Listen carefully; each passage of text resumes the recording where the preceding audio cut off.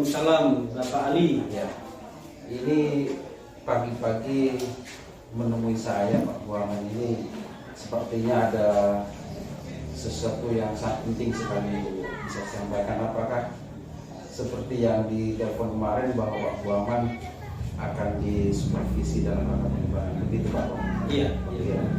Ya, baiklah Pak Buaman. Sebelumnya saya mohon maaf karena baru hari ini bisa punya waktu membersamai Pak Buaman untuk dilakukan sebuah supervisi akademis ini.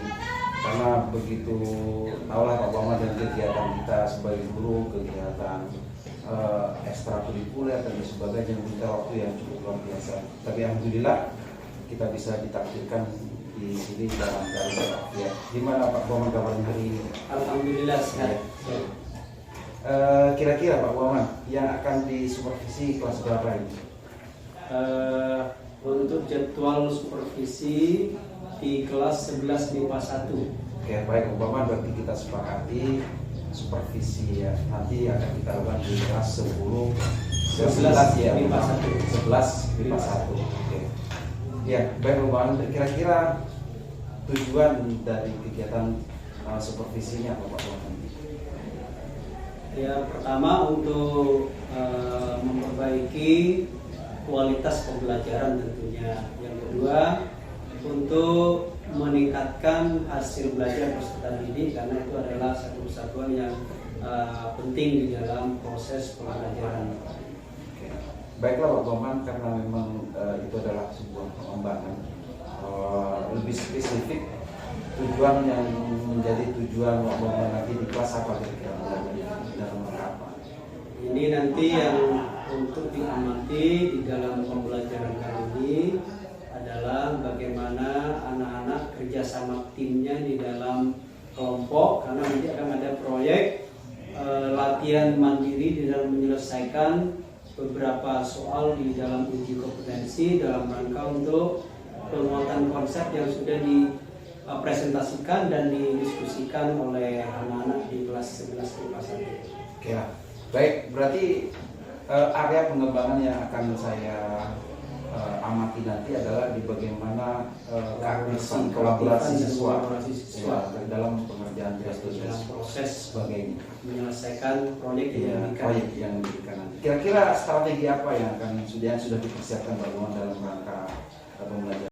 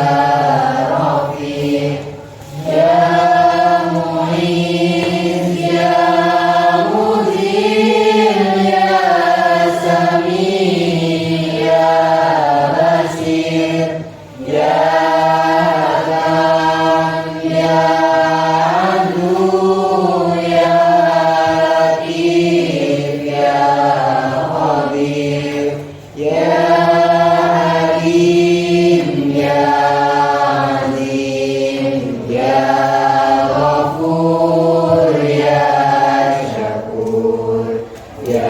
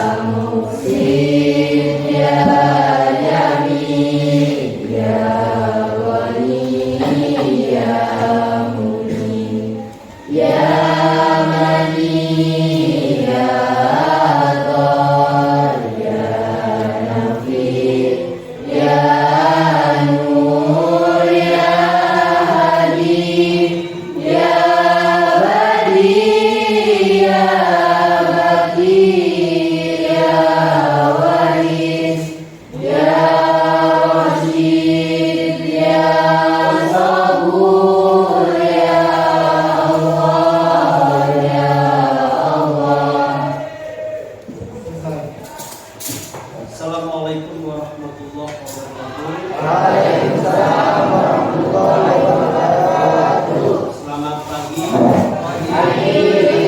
Semangat pagi. Apa ulang ya, kalau semangat pagi, pagi, alhamdulillah. Ya, beda dengan yang biasa itu kan luar biasa. Semangat pagi. Alhamdulillah. Syukurillah. Baik, perhatikan ya Bapak dulu. Aditya. Duduk siap Aditya ya. Agung. Sofyan. Alex. Anisma. Dedi, Devi, Didi Rahman, Eka Amir, Eka Indi, Eriko, Fani, Fatir, Gusmu, Iza, Lailatul, Maya, Suri, Mukhlis, Nabila, Natalia, Nur Alifah, Ardini, Olivia, Nuril, Aslinda, Radu, Raffi, Rian, Rizwan, Rosalina, Siti Budiana, Sri Kartika, Syarwal, Tagia, Taskia. Baiklah sekalian ya. Masih semangat belajar? Jadi ini kita ya akan melakukan penguatan konsep materi alat-alat optik yang sudah dipresentasikan dan didiskusikan pada minggu lalu ya. Materi alat-alat optik ini anak sekalian ya, itu kan mencakup mulai dari pemantulan pada cermin datar ya, pemantulan pada cermin lengkung yang terdiri dari cermin kekung dan cermin cembung, yang dilanjutkan dengan materi pembiasan pada lensa yang diakhiri dengan beberapa alat-alat optik mulai dari mata sampai kepada teropong. Jadi pada bagian ini diperhatikan beberapa contoh soal sebelum nanti ada 2 soal latihan mandiri yang bisa didiskusikan secara berkelompok mulai dari kelompok 1 sampai kelompok 5. Jadi di 2 soal itu nanti salah satu kelompok mewakili untuk menuliskan jawabannya, baik soal pertama maupun soal kedua. Nah, sekalian ya, penguatan konsep yang pertama, silakan kalian buka buku panduannya halaman 87 ya, tentang pemantulan cahaya pada cermin datar. Perhatikan contoh soalnya.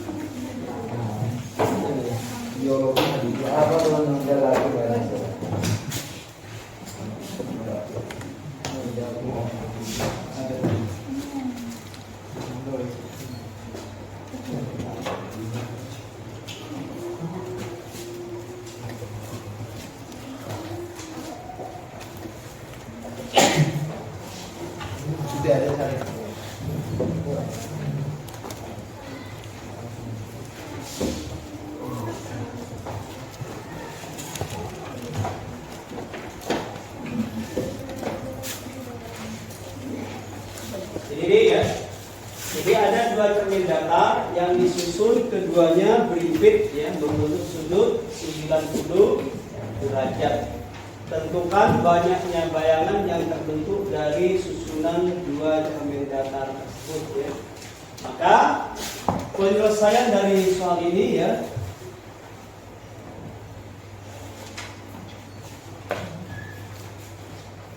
pertama, dari soal itu sekarang kalian turunkan menjadi beberapa data diketahui dalam soal ya.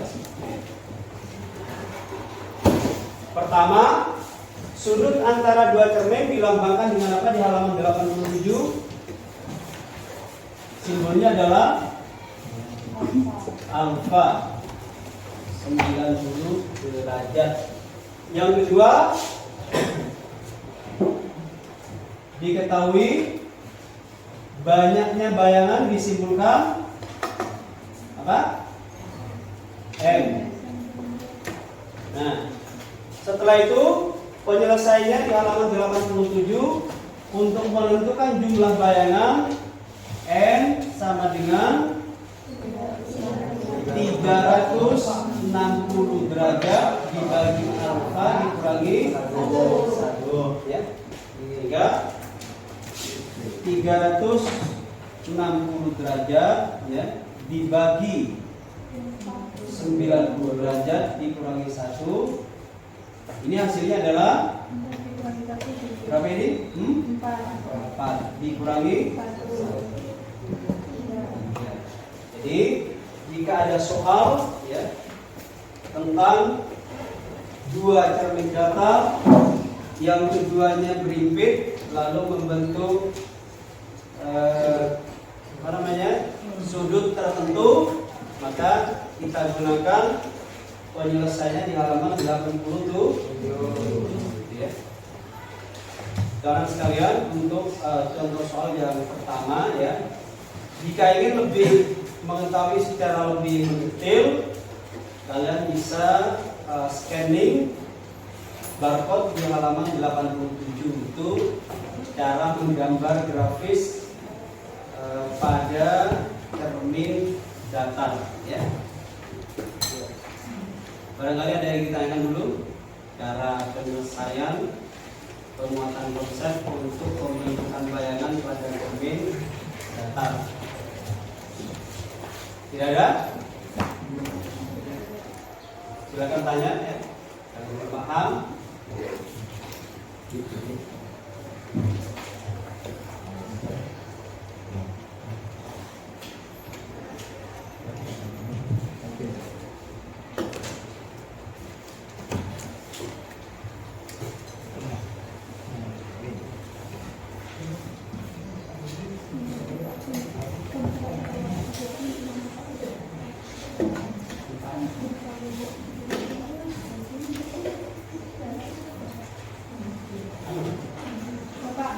Ya.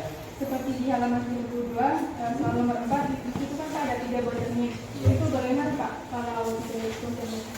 Nah, kalau 3 buah cermin, pertama antara dua cermin itu sekarang ya di ilustrasi di halaman 92 dikerjakan dulu antara cermin A dengan cermin B ya.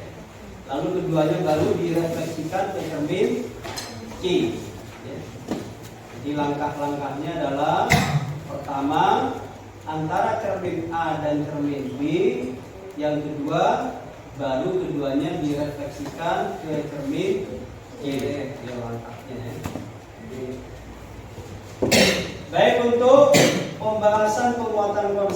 soal yang kedua ya di halaman 92 bagian paling atas. Ya. Contoh soalnya ini tentang pembentukan bayangan pada cermin cekung. Jadi konsepnya adalah pada cermin cekung. Ini juga termaktub di dalam halaman 87 bagian paling bawah. Jadi persamaannya ada di halaman 87 ya. Perhatikan Pak Dedi dibacakan soalnya. Contoh soal halaman 92 ya. Benda diletakkan pada jarak 30 cm dengan cermin cekung. Jika jari-jari terhubungan cermin 24 cm, tentukan letak bayangan pada cermin tersebut. Ya. Baik, soalnya bisa dipahami ya. Jadi ini ada suatu benda diletakkan pada jarak 30 cm. Jadi penyelesaian dari contoh soal itu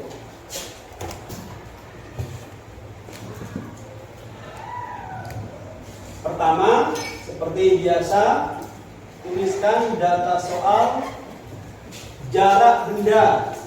Berarti S sama dengan 30 cm ya. Yang kedua, jari-jari ke lengkungan cermin disimpulkan dengan huruf R besar 24 cm ya, seperti dalam soal yang tertulis. Setelah itu tentukan letak bayangan. Ditanya berarti S ada tanda petik di S aksen. Nah, di dalam persamaan yang ada di halaman 87 itu digunakan persamaan 1/F sama dengan 1/S ditambah 1/S aksen. Namun F-nya belum diketahui secara langsung. Oleh karena itu, ya, F-nya dicari dengan persamaan tambahan di halaman 87, yakni R dibagi 2. Jadi R dibagi 2 sehingga R sama dengan 24 dibagi 2 sama dengan 12 cm. Baru dilanjutkan ke dalam persamaan 1/12 sama dengan 1/30 ditambah 1/S aksen. Ini karena dicari S aksen, maka 1/S aksen ini yang bertanda positif dipindah ke ruas kiri menjadi 3. 1/12 min. Jadi, karena di sini positif dipindah ke ruas kiri menjadi min 1/30 ya. Selanjutnya 12 dengan 30 ya disamakan penyebutnya, maka FPB-nya adalah 60. Supaya 60 ini harus sama-sama dikali dengan 5. Dipahami ya? Jadi 1 kali 5 5, 12 kali 5 60 ya. Ini supaya menjadi 60 dikali dengan 2 dibagi 60 sama dengan 3/60 ya.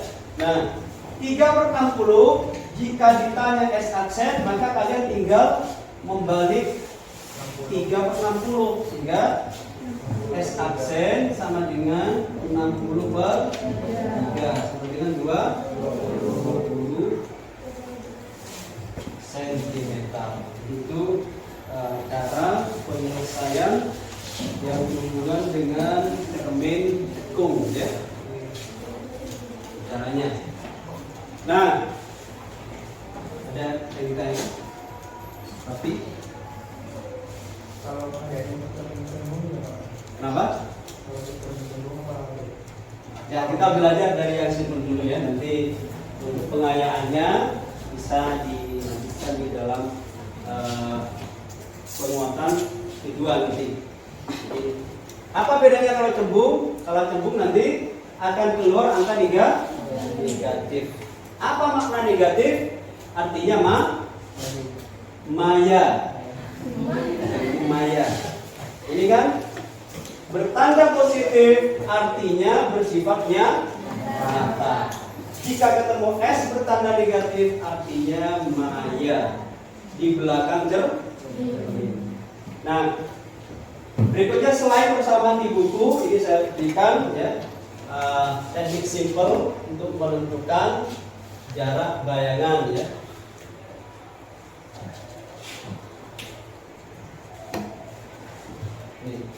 Jadi untuk menentukan jarak bayangan bisa menggunakan persamaan yang lebih simple seperti ini. Coba sendiri, satu langkah bisa terselesaikan. Seperti contoh soal itu, carilah jarak bayangan dari soal yang sudah dibahas tadi. Akan keluar angka 20. Coba ya. Langsung S-nya berapa? 30, fokusnya 12 kali 12. Coba dibuktikan.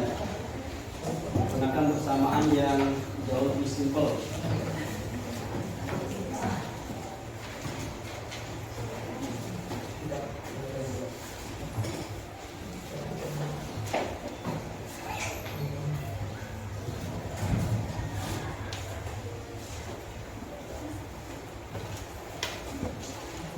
Jadi persamaan ini bisa digunakan untuk cermin maupun lem.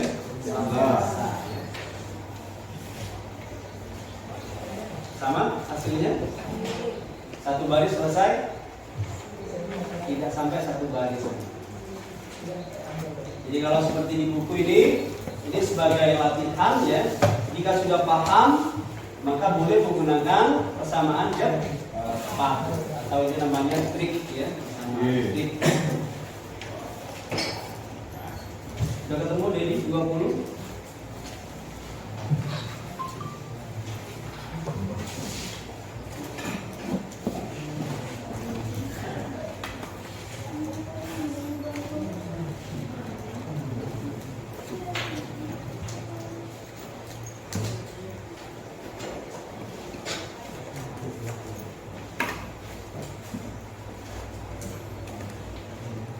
Mana Yuli? Sama ya?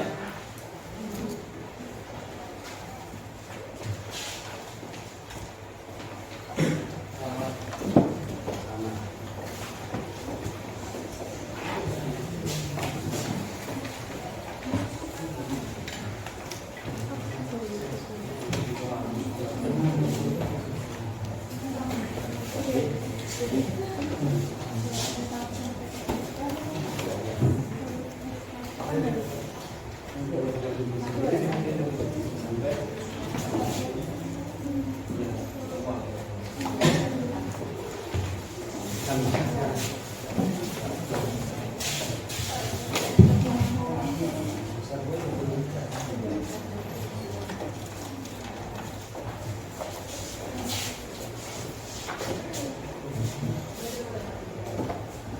Mana Bung Rado? Bisa? Pokoknya kok belum dikeluarkan ini. Semangat Rado. Bolanya mana? Hilang.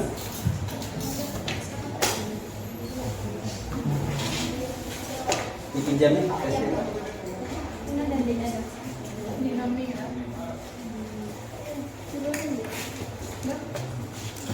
Mau dikasih.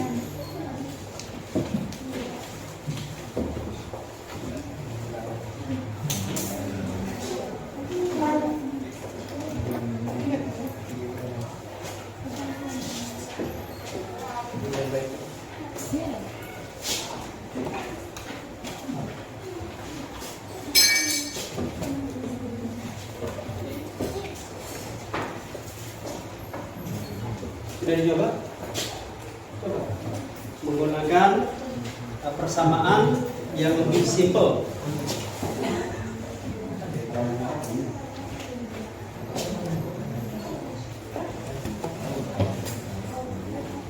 Belum dicoba?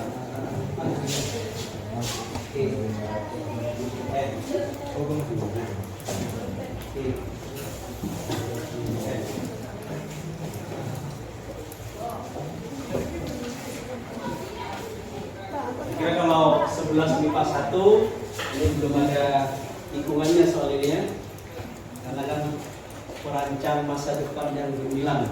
11 MIPA 1.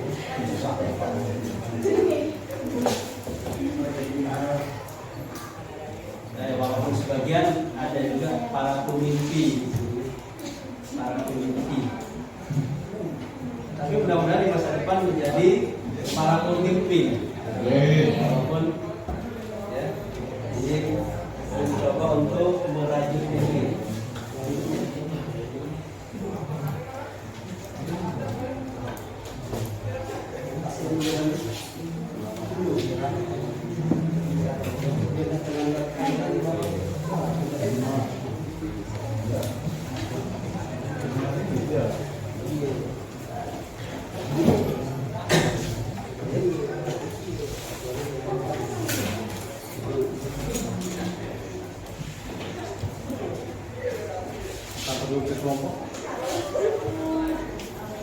Moving.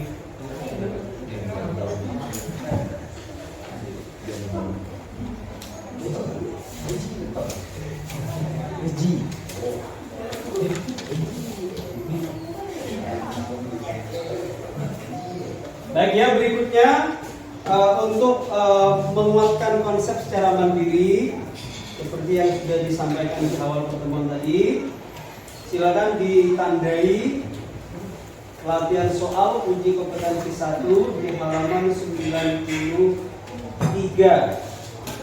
Halaman 93 nomor 9.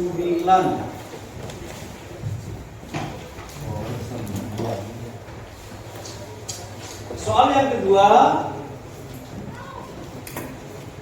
bisa kalian lihat ya, di halaman 103 uji kompetensi kedua nomor 5. Ini nomor 5 itu soal yang bisa mewakili beberapa latihan soal tentang mikroskop. Yang latihan soalnya bisa kalian lihat di halaman 102 bagian atas.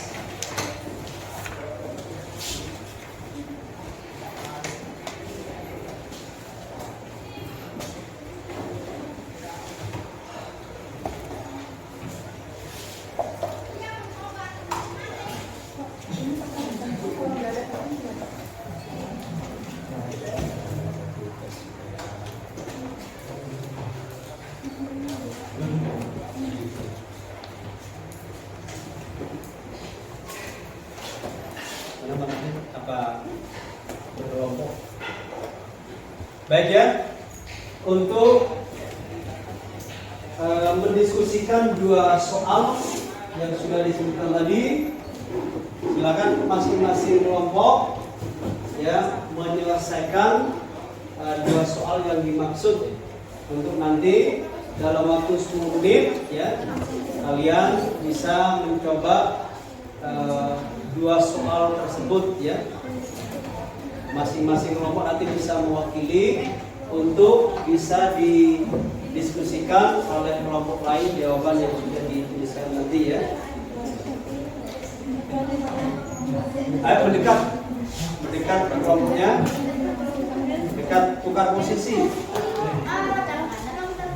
Kelompok 1, siapa kelompok 1? Diangkat tangan kelompok 1. Ada lagi kelompok 1.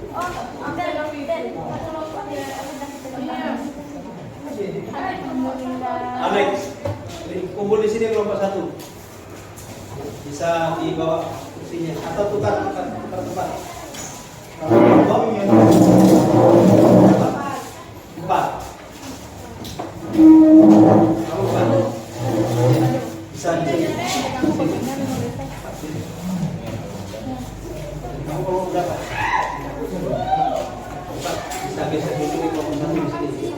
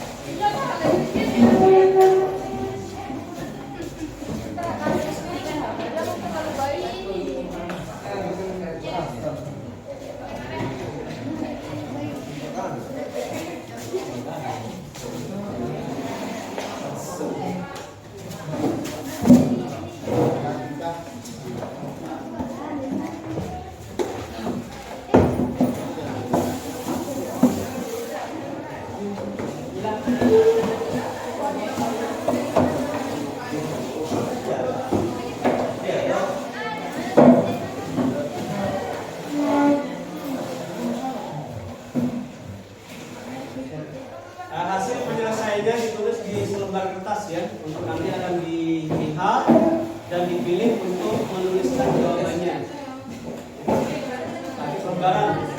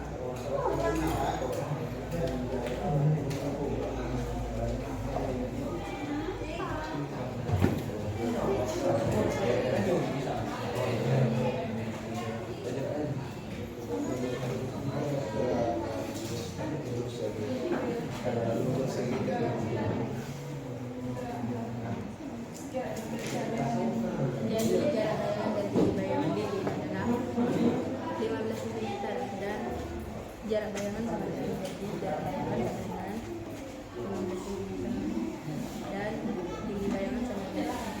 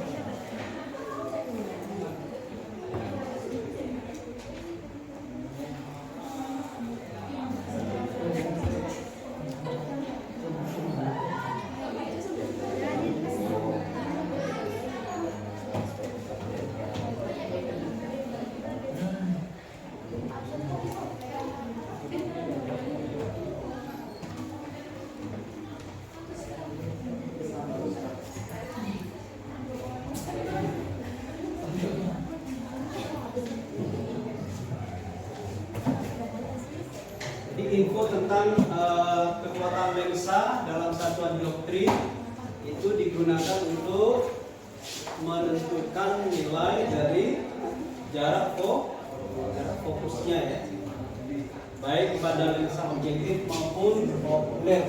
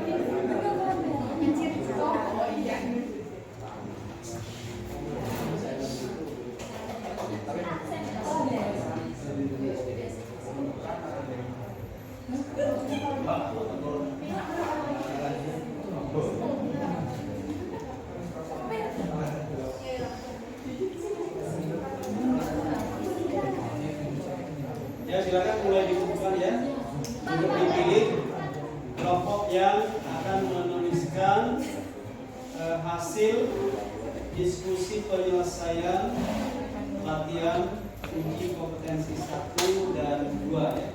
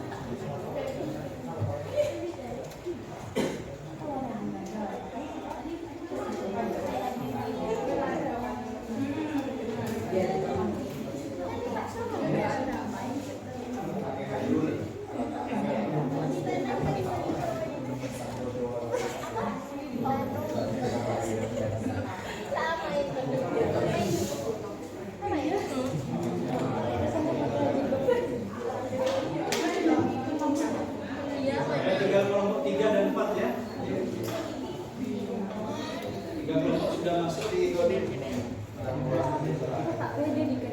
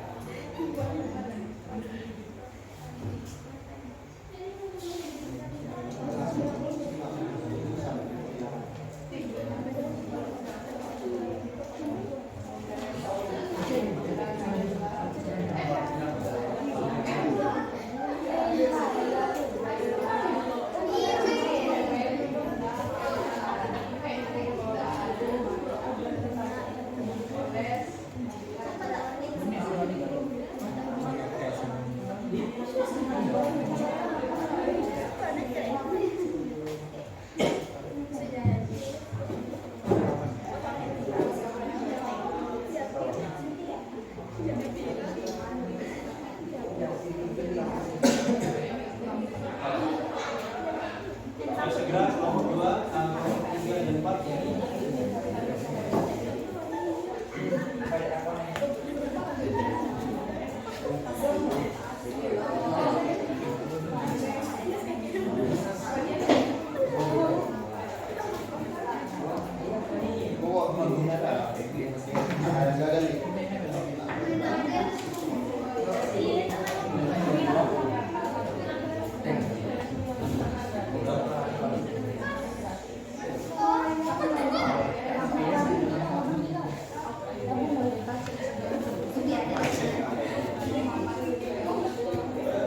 Kelompok 3, ayo.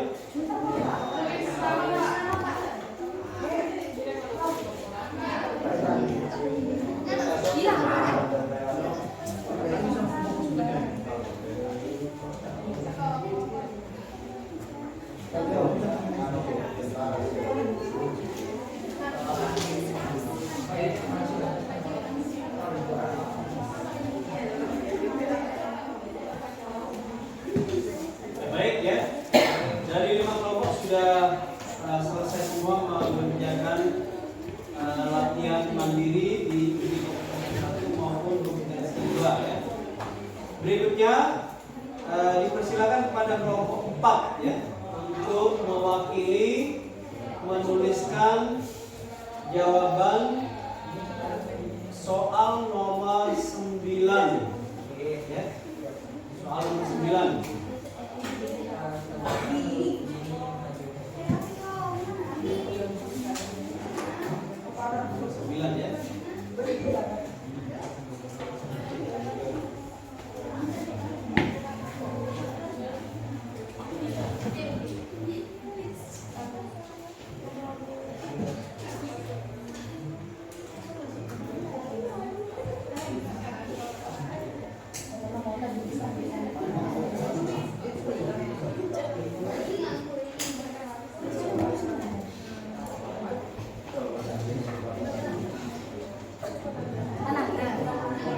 Ini dari 5 kelompok ya. Jadi sudah bisa menyelesaikan dengan tuntas dan baik ya. Semuanya dapat bintang.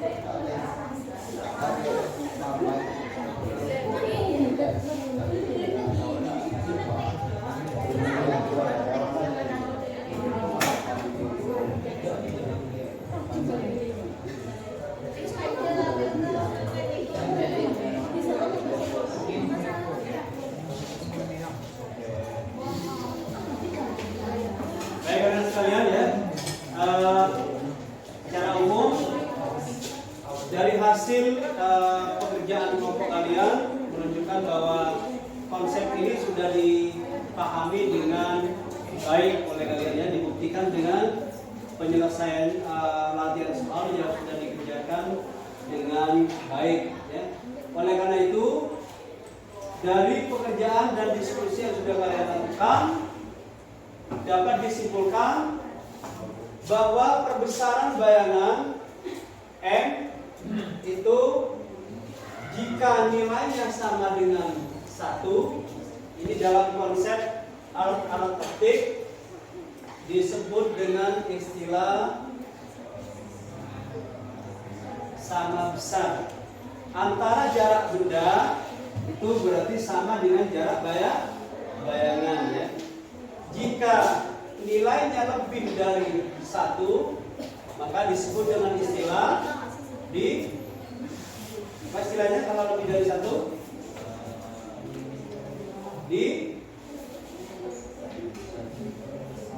Diperbesar. Seperti soal nomor 5 itu kan 24 kali. Terakhir, jika M lebih kecil dari 1, seperti jawaban yang sudah dituliskan ini, maka ini istilahnya adalah diperkecil seperti ini, setengah kalinya. Jadi karena nilainya kurang dari 1, maka pada soal nomor 9 dikenal dengan istilah bayangan diperkecil. Ya, jelas? Sebelum diakhiri ada pertanyaan? Alhamdulillah.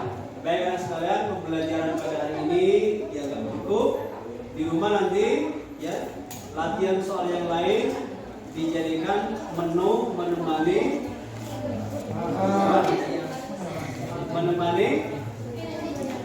belajar di malam hari. Dan besok adalah presentasi terakhir dan penyampaian kisi-kisi soal untuk PAT semester genap. Demikian, assalamualaikum warahmatullahi wabarakatuh. Waalaikumsalam warahmatullahi wabarakatuh.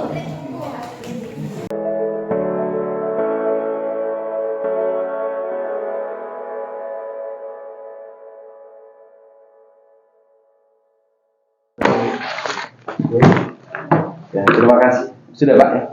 Assalamualaikum Pak Buaman. Ya, waalaikumsalam Pak Anafi. Ya, terima kasih atas waktunya.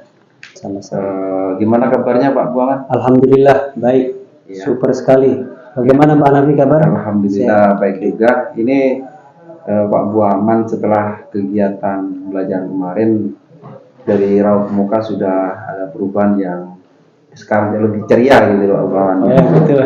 Ya.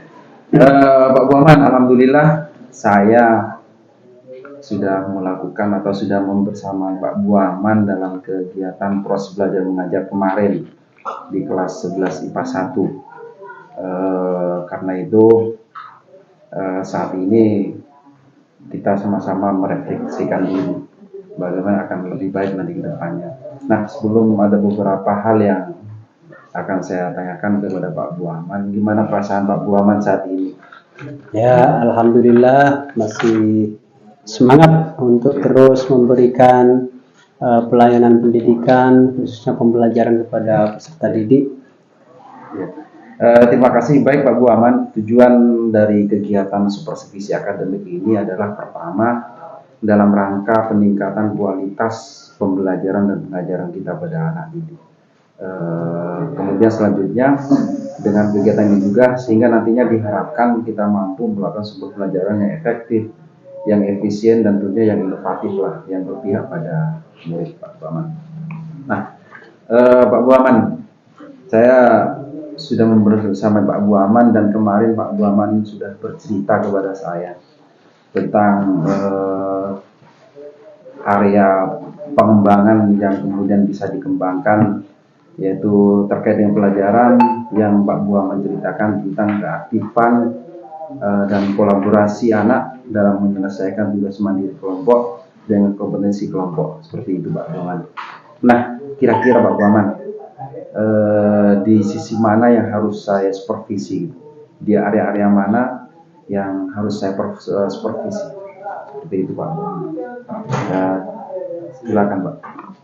Ya, secara umum yang bisa di supervisi yaitu bagian tadi yang sudah disebutkan tadi, yakni bagaimana kerjasama tim di dalam pemberian tugas kelompok sebagai sarana untuk sharing ilmu pengetahuan antar anggota kelompok, sehingga diharapkan peserta didik nanti bisa lebih intensif di dalam melakukan kerjasama tim atau teamwork, itu istilahnya Pak. Ya, siap. Baik, luar biasa, keren sekali Pak Buaman. Nah, kira-kira nih dari yang sudah Pak Buaman lakukan dalam pembelajaran kemarin yang sudah saya bersama dengan Pak Buaman, menurut Pak Buaman kira-kira performa Pak Buaman sendiri gimana? Menilainya, Pak Buaman sendiri menilai dengan penampilan Pak Buaman di kelas ini seperti apa? Ya, kalau secara jujur saya menilai diri masih dalam taraf standar biasa Pak. Artinya masih banyak hal yang harus saya tingkatkan, masih banyak hal yang perlu saya lakukan inovasi di dalam proses pembelajaran, karena pertama keterbatasan waktu, yang kedua memang kadang-kadang pembelajaran yang menarik bagi siswa tidak serta-merta menghasilkan hasil belajar yang maksimal. Contohnya misalnya penggunaan media PPT, PowerPoint Presentation, itu sangat menarik bagi anak-anak, tetapi daya serapnya belum tentu bisa maksimal. Oleh karena itu diperlukan adanya pembelajaran yang variatif. Mungkin kira-kira seperti itu Pak Anari. Ya, luar biasa. Intinya di sini Pak Buaman perlu adanya peningkatan pembelajaran itu dalam sisi yang artinya dalam media pembelajaran yang inovasi gitu, yang sudah disebutkan, yaitu penggunaan PPT dan sebagainya. Kemudian kira-kira selain itu adakah inovasi lain terkait dengan perangkat atau media pelajaran yang memang menjadi orientasi atau rencana ke depan Pak Buan? Adakah media-media yang ingin dilakukan sebagai langkah inovasi Pak Buaman dalam proses pelajaran yang menarik yang Pak sebutkan? Tentu karena bidang studi yang saya ajarkan adalah bidang IPA, maka pembelajaran yang paling menarik bagi siswa adalah pembelajaran model inquiry atau pembelajaran eksperimen. Namun karena kondisi lembaga kita yang belum maksimal di dalam ketersediaan alat, baik alat dan bahan untuk kegiatan eksperimen, maka pembelajaran-pembelajaran yang diberikan itu banyak bersifat interaktif langsung. Itu mungkin keterbatasan yang kita hadapi di lapangan. Nah, kemudian bagaimana Pak Buaman menyikapi keterbatasan yang dimiliki oleh sekolah kita, kemudian kemudian strategi apa yang dimiliki Pak Buaman menyikapi persoalan ini? Bagaimana? Ya, tentu solusi dari hal-hal yang serba terbatas itu, yakni kita melakukan semacam eksperimen atau percobaan sederhana. Artinya kita menggunakan bahan-bahan alternatif, menggunakan alat-alat yang kira-kira tidak sukar untuk kita dapatkan. Itu saya kira alternatif yang bisa kita lakukan Pak. Oke, baik Pak Buaman. Kalau memang itu menjadi solusi yang terbaik, semoga memberikan dampak yang positif buat amin. Tadi kurang lebih kegiatan pembelajaran itu kurang lebih sekitar 1 jam lebih ya Pak Buaman di kelas. 1 jam 20 menit. Ya, dengan saya melihatnya pembelajaran sangat menarik sekali dan interaktif. Pak Buaman sudah membersamai anak-anak dengan mengunjungi setiap kelompok-kelompok itu, memantau pekerjaan kelompok, memantau tugas kelompok. Kemudian kalau persoalan dengan waktu yang Pak Buaman sebut jadi kendala, kira-kira waktu yang ideal yang memang dibutuhkan Pak Buaman untuk bisa melakukan yang terbaik untuk anak-anak, kira-kira bagaimana Pak Buaman menyikapi waktu yang singkat itu? Saya kira kalau alokasi waktu yang diberikan itu memang tidak cukup. Oleh karena itu kita di dalam pembelajaran itu orientasinya adalah paling tidak kita mencapai beberapa tujuan pembelajaran yang sesuai dengan topik yang diajarkan. Nah, itu yang pokok yang harus kita sampaikan kepada anak-anak. Itu saya kira seperti itu. Oh iya, terima kasih.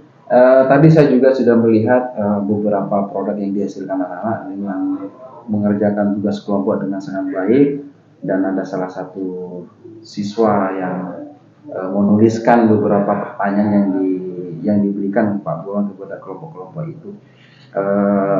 Saya sebagai supervisor, seandainya mungkin akan lebih baik ketika kemudian hasil dari produk ini kemudian dikolaborasikan dengan model presentasi dan saling tangkap kelompok. Namun yang dilakukan Pak Buan sudah luar biasa bagus tadi, hanya persoalannya waktu. Hingga ada beberapa yang mungkin harus dimunculkan lagi seperti itu Pak Buan. Next step, Pak Buaman, kedepannya rencana aksi apa yang akan kemudian direncanakan Pak Buaman dalam strategi pelajaran yang kedepannya supaya lebih inovasi, lebih tertarik dan efisien dan efektif? Ya. Tentu kalau pembelajaran yang paling baik itu adalah pembelajaran yang variatif. Artinya pembelajaran yang kita lakukan dari hari ke hari itu tidak monoton. Artinya hari ini kita pembelajaran interaktif langsung, minggu depan mungkin solusi di dalam penguatan konsep berupa latihan soal, setelah itu dikombinasi dengan presentasi dan sebagainya. Oleh karena itu pembelajaran terbaik menurut saya adalah pembelajaran yang variatif yang dilakukan untuk menghindari kejenuhan peserta didik di dalam mengikuti pembelajaran. Mungkin itu yang ya intinya keberpihakan kepada murid, dan intinya nanti bagaimana strategi yang kita atur itu akan menyenangkan, akan memberikan pulang untuk anak itu lebih kooperatif, lebih interaktif seperti itu. Baik Pak Buaman, demikian Pak Buaman, semoga kedepannya saya juga bisa membersamai untuk langkah ke depan yang lebih baik. Amin, amin. Untuk pembelajaran untuk anak-anak ini. Amin. Demikian Pak Buaman, terima kasih sama-sama atas waktunya. Semoga apa yang sudah kita lakukan ini kan bermanfaat. Amin, amin. Salam sukses. Terima kasih Pak Buaman. Assalamualaikum warahmatullahi wabarakatuh. Waalaikumsalam warahmatullahi wabarakatuh.